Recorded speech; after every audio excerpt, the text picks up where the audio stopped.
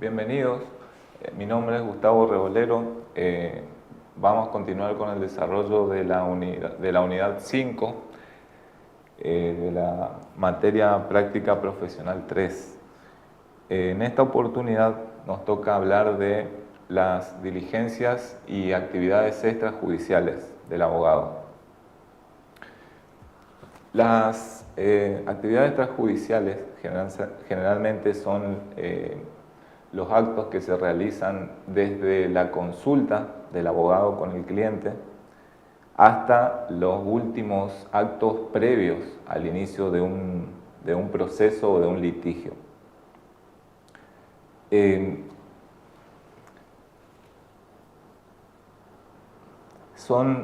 Las diligencias son las actividades que integran la etapa preparatoria para una eventual demanda o continuación de un proceso ya iniciado. Las gestiones extrajudiciales en general comprenden todo aquel quehacer profesional emprendido en defensa de los intereses del cliente y desarrollado o que son desarrollados fuera del ámbito judicial. Nuestra ley de honorarios, el de la provincia del Chaco, menciona una lista no taxativa de todas las actividades que se desarrollan en el ámbito extrajudicial con su correspondiente arancel.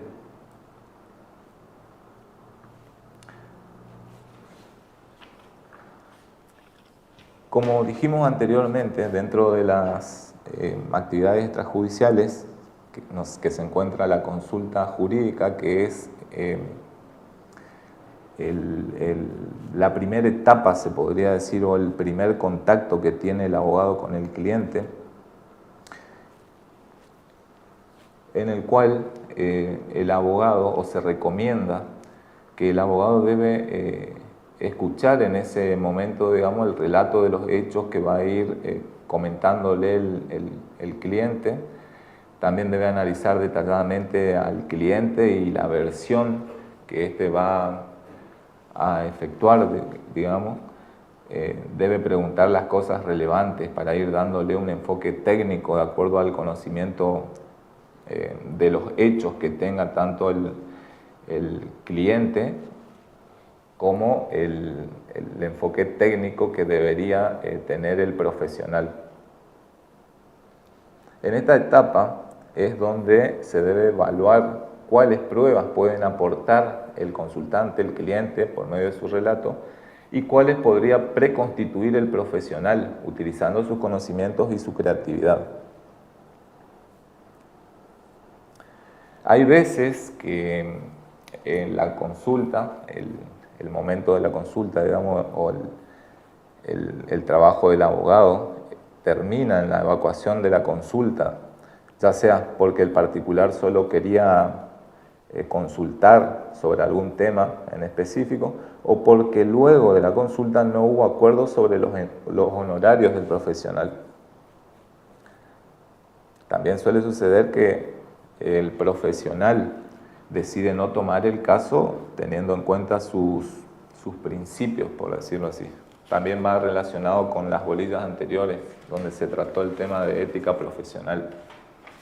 Siguiendo el acto de la consulta, una vez que el abogado tiene claro los hechos ocurridos, debe encuadrarlos jurídicamente y analizar si le asiste algún derecho, cuál es su alcance y qué posibilidades tiene de exigir su reconocimiento judicial.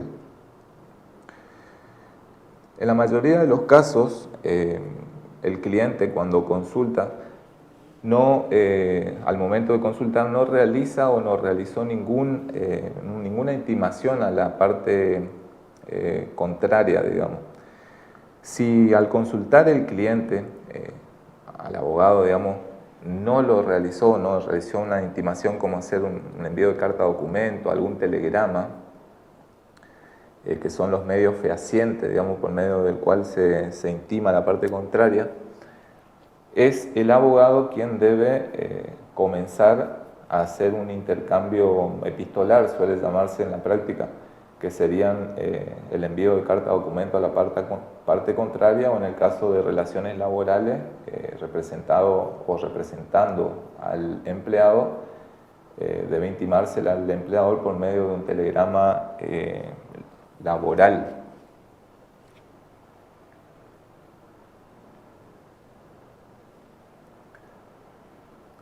Como dijimos anteriormente, la intimación o requerimiento debe hacerse en forma fehaciente, teniendo en cuenta cada caso en particular. Puede ser por carta documento, puede ser por telegrama, puede ser incluso con la intervención de un escribano público u otro medio epistolar que puedan aparecer en el mercado y que tengan las características similares a los anteriormente mencionados.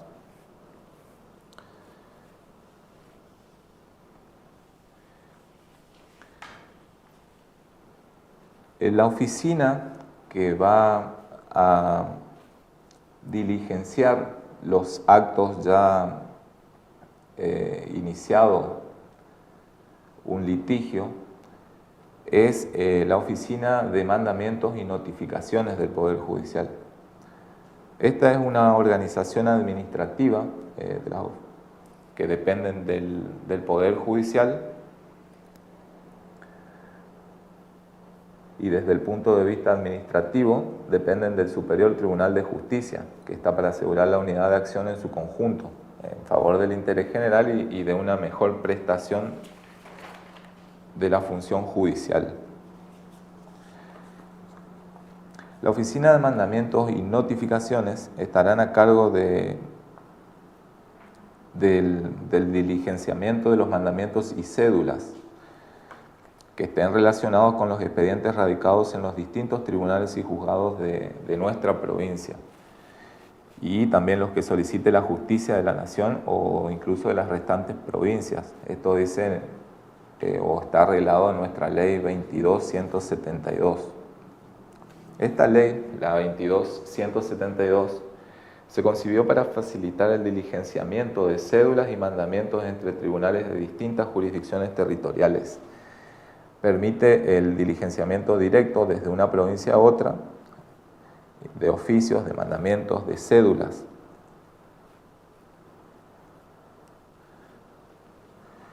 Los oficios y las cédulas que serán presentados, en la oficina de mandamiento para su tramitación pueden ser efectuados por abogados o procuradores matriculados en la jurisdicción donde deben practicarse esa medida. Cuando las personas autorizadas para intervenir en el trámite no revistiesen ese carácter, deben ser sustituidos o deberán sustituir la autorización a favor del profesional matriculado o de algún profesional matriculado.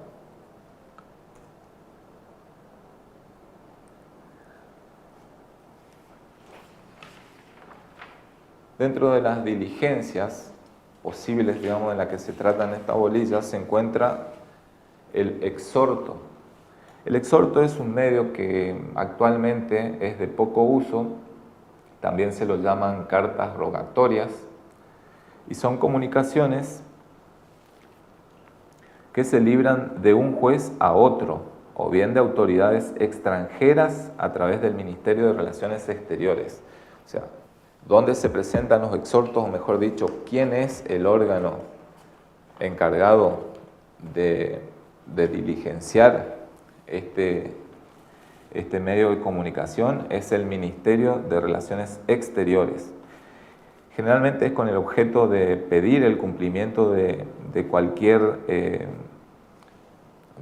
diligencia a el juez de otra república o de otro país.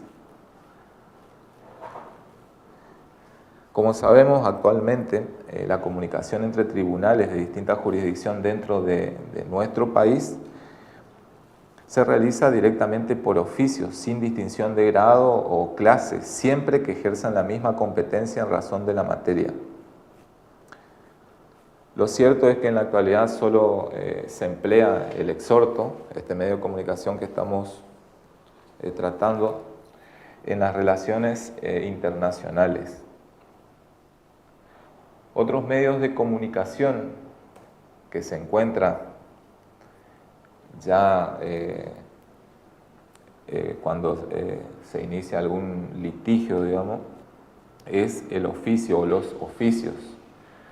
El oficio se entiende que es una comunicación escrita que los jueces ordenan dirigir, pueden ser a los magistrados, pueden ser para solicitarles que les remitan algún expediente en trámite ante ese juzgado que resulte útil como prueba instrumental en algún expediente que lo lleve el magistrado que pide el oficio, digamos.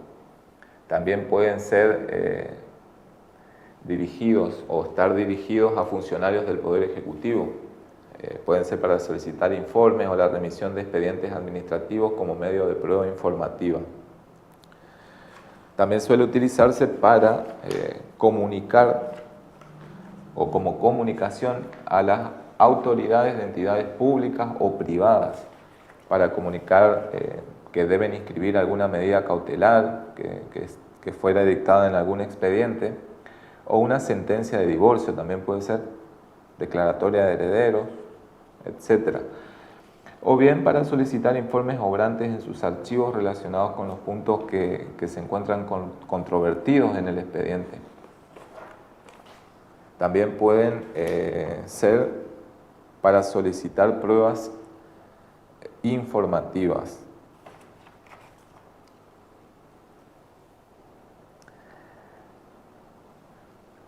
Los oficios, con sus diversas utilidades, son ofrecidos o solicitados por las partes en sus escritos de demanda. También pueden ser en la contestación de demanda. Luego, si son procedentes, o sea, si el juez ordena que fueran librados esos oficios solicitados por los abogados, por los profesionales, entonces el profesional debe confeccionarlo. En el caso de los pedidos de informes, como dijimos anteriormente, también son firmados por los abogados. En el supuesto que comuniquen alguna traba de medida cautelar o sentencias, son firmados o deben ser firmados por el secretario del juzgado. En el caso de un pedido de remisión de algún expediente a otro juzgado, digamos, son firmados por el juez y finalmente, una vez ya que son retirados del expediente, esos oficios deben ser firmados por el juez o el secretario. Incluso en algunos casos puede hacerlo el abogado, como dijimos anteriormente, cuando se trata de pedidos de informes dirigidos hacia algún organismo administrativo o privado. Estos oficios deben ser llevados en original y copia, dejando el original en el lugar y haciéndolo sellar y fechar a la copia, digamos. Todo esto para que quede constancia de su recepción. Generalmente los abogados utilizan una especie de, que se llama en la práctica, expedientes gemelos, que son los expedientes en los cuales se agregan las copias de todo lo que se va presentando en representación del cliente en el juzgado. Es para tener presente ellos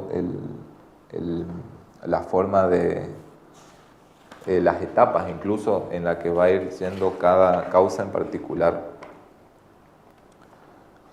Con respecto a los edictos, como también un medio de comunicación o de notificación en estos casos. Los edictos son las notificaciones que se realizan mediante una publicación de alguna resolución que se trata de comunicar en el boletín oficial y en un diario generalmente el juez nos solicita que sea en un diario de mayor circulación del lugar donde se encuentra la causa o se está llevando el expediente.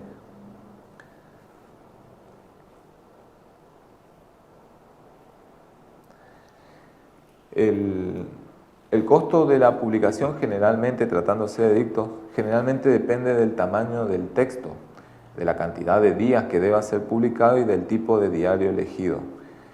Generalmente, en la práctica, en nuestra provincia, las publicaciones de edictos, los magistrados ordenan que fuesen por 3 días. Y este tipo de comunicación procede en 2 casos. Uno, cuando las personas o la persona del destinatario es conocida, pero su domicilio es desconocido. Y también cuando la persona del destinatario es desconocido, pero su domicilio es conocido, o sea, se conoce dónde residía, vamos a decir. Si bien es improbable que el destinatario del edicto se notifique real y efectivamente de esa resolución, la ley ha creado este sistema de comunicación presumiendo que la información va a llegar a ese interesado al estar dirigida al grupo social al cual pertenece, va a llegar de alguna manera en forma indirecta, por medio de comentarios indirectos, digamos. En este caso, el abogado debe redactar en la misma hoja en que presenta sus otros escritos judiciales y se entrega un original y también una copia en el juzgado para confronte y firma.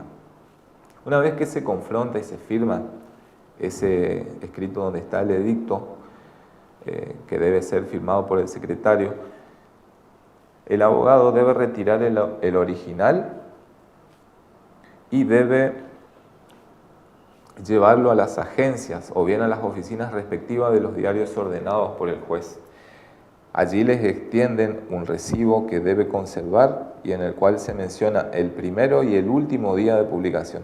El abogado debe comprar los ejemplares del periódico de los días en los cuales fueron publicados y remarcar en forma visible. Esto es ya una actividad que debemos efectuar cuando nos toque hacer alguna publicación por edicto, digamos. Se debe, como dije anteriormente, comprar los ejemplares de los días donde se publica ese edicto y se debe remarcar en forma visible el texto del edicto para acreditar la publicación de esos edictos en el expediente. Al presentar en el expediente, se presenta un escrito donde se lo adjunta cada una de las publicaciones remarcadas, digamos. Otro de los medios de comunicación, como dijimos al comienzo, tratándose de que es más utilizado en el ámbito de las relaciones laborales, es el telegrama. Y conjuntamente suele utilizarse la carta documento, que es el medio por el cual se contestan los telegramas, o el empleador debe contestar al empleador por medio de carta documento, como dije. El telegrama es un medio que se usa comúnmente en el ámbito de las relaciones laborales cuando existen las rescisiones unilaterales de los vínculos laborales o los despidos sin justas causas, o incluso en las justas causas cuando no se establece bien la razón o la causal del despido. Comúnmente es una de las formas más requeridas para expresar la extinción del contrato de trabajo y debe ser colacionado con copia autenticada y aviso de entrega, que ya son las actividades que va a llevar a cabo el empleado del correo en el cual se va a presentar esos telegramas. La correcta redacción de las comunicaciones laborales es importantísimo en nuestras actividades, ya que de la misma va a depender el efectivo cumplimiento o el incumplimiento de los derechos de nuestro cliente. Y sobre todo las obligaciones que van a ser o que van a acarrear, digamos, se van a acarrear por el mal uso de las mismas. Por eso es de vital importancia que en el momento de redactar los telegramas y la carta de documentos se trate de establecer o estampar en esas cartas lo más posible, lo mejor posible, cuáles son los hechos que se pretenden comunicar a la otra parte.